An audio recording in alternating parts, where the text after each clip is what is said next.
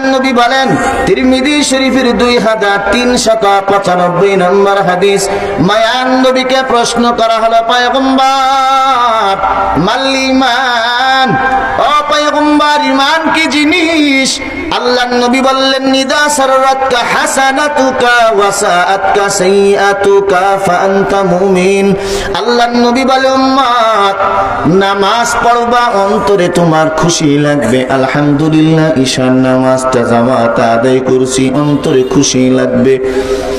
ওয়া সাআতকা সাইয়্যাতুকা, আমি নামাজ পড়তে পারি নাই, গুনাহের কাজ করে ফেললাম, অন্তরে কষ্ট লাগবে। কেন আমি জিনা করলাম, কেন আমি চুরি করলাম, কেন আমি ওজনে কম দিলাম, কেন আমি সুদ খাইলাম, কেন আমি ঘুষ খাইলাম?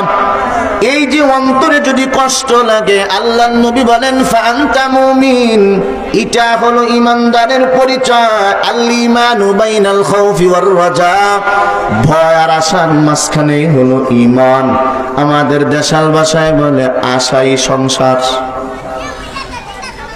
আল ঈমানু বাইনাল খাউফি ওয়ার রাজা,